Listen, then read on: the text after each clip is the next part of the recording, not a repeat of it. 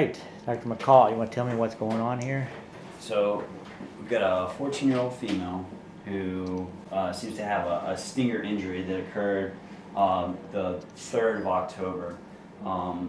Initially with rest and NSAIDs, she had some improvement, but the pain was exacerbated about 2.5 weeks ago when she was doing some exercises, doing a plank, where she was standing. She was basically supporting herself on her left arm.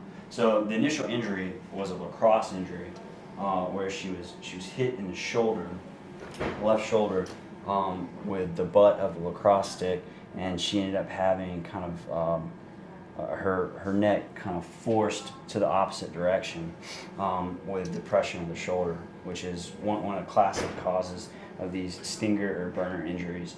And so right now she's having, what are you feeling right now? Just basically pain right here. Does it go anywhere? So where's your pain at?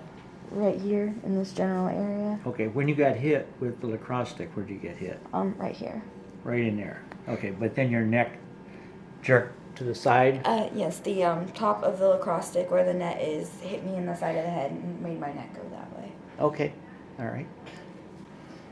And what about sensation down to your arm? Is there any sensation in your arm? Sometimes a little bit. And what about muscle strength?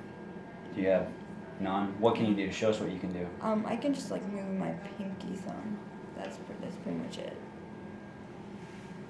So you can abduct you can take your pinky thumb to the side then? I can take my pinky to the side. Okay, so bring it in and take it out. Okay, all right. What else can you do? Can you take your fingers up like this? So you cannot extend your fingers. You cannot flex them. Right. So we can start from the top and work our way down, starting with nerve roots 5 and 6. So the deltoid is going to be innervated by the axillary nerves 5 and 6. So can she abduct her arm at all? Yeah. So let's see what you can do. If you can sit up for us, and can you do this motion with your arm without me helping? Not at all. All right. What if I bring you up here? Can you keep it up at all? No. Not at all. Okay. Biceps is going to be innervated by 5 and 6 also, this motion. So show us what you can do right there. What's the most you can do with that arm? So Can she hold it up there? Yeah, she can maintain hold it against gravity, but nothing. Pull that blanket down so we can, there we go. Our rooms are so cold, so sometimes it's, So keep it up. so she can overcome gravity. Okay.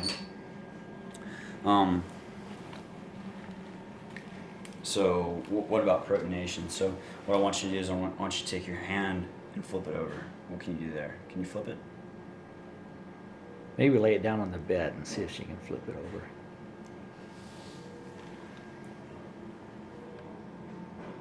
She can't do that, okay. Flip it over for her and see if she can bring it back up. Can you bring it this way? Can you roll your arm at all? Nope, can't do that.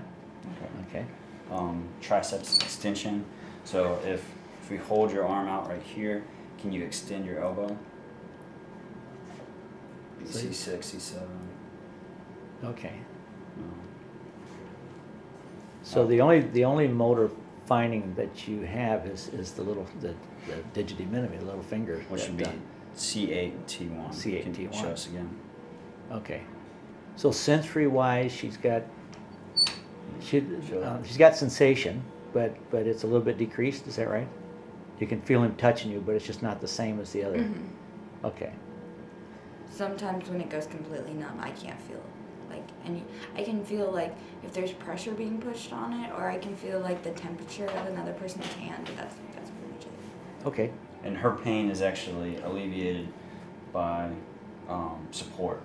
So, which makes sense. I mean, if this is going to be stretching of the brachial plexus, stretching of the brachial plexus, whenever her arm hangs down, it hurts more, and it feels better when it's slinged in a supported position. All right. So Dan, what actually causes this? I mean, what's been injured? So it's going to be the brachial plexus injury. There's 3 different types of injury. There's going to be injury that involves demyelination, which is going to be like a neuropraxia. There's going to be injury That's a grade 1. Grade 1. Okay. And then there's going to be an injury to the axons, but it's not permanent. And then the grade 3 is going to be a permanent injury.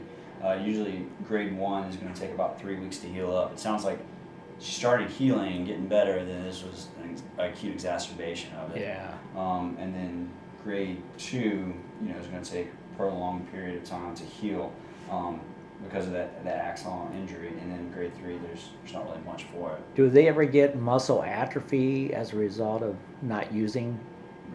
Grade 3, you can get the axon, or you get, because of the deinnervation, you get the atrophy of the muscles. Okay. All right. What about imaging? Is there any imaging studies have you had any imaging studies done of any kind, or nerve conduction studies, or? She had x-rays initially. Okay. We're concerned for fracture. Yeah. But none were found. So And she's been followed by sports medicine, Mm-hmm. but because of the exacerbation, she's here today. And neurology knows about Mm-hmm. this. Okay, so we'll be consulting neurology and kind of see what they want us to do and what direction they want to go on this, and get organized on that. You don't mind being on YouTube? Okay, you're better looking than any of us in this room, so that's good. All right, anything else, Dan? Okay, thank you. Appreciate your help.